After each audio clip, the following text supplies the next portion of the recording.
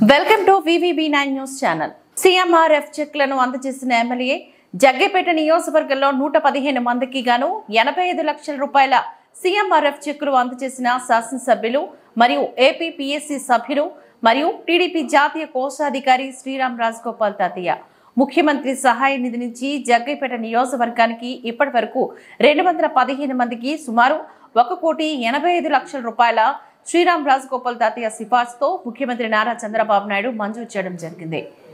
శ్రీరామ్ రాజగోపాల్ తాతయ్య నివాసం వద్ద స్థానిక నాయకులతో కలిసి తాతయ్య, చిన్నబాబు ముఖ్యమంత్రి సహాయ నిధి లబ్ధిదారులకు గాను చెక్కులు అందజేయడం జరిగింది.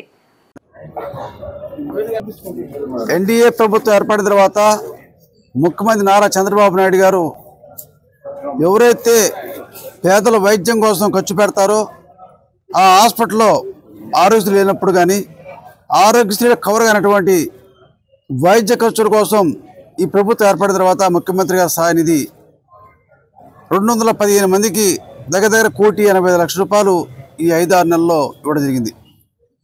గత వైసీపీ ప్రభుత్వం ముఖ్యమంత్రి సహాయ నిధి కూడా ఎవరికి ఇవ్వాలి వైద్య ఖర్చుల కోసం.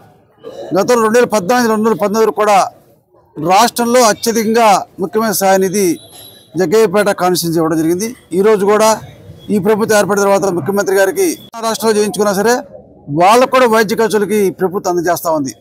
ఈ ప్రభుత్వం ప్రజల సేవ కోసం ప్రజాసేవ వైద్య ఖర్చులు కావచ్చు, రాష్ట్రంలో మౌలిక సదుపాయాలు ఏర్పాటు చేయవచ్చు. కానీ ఇవన్నీ కూడా ముఖ్యమంత్రి గారు ఈ ఎన్డీఏ ప్రభుత్వం కట్టుబడి ఉంది.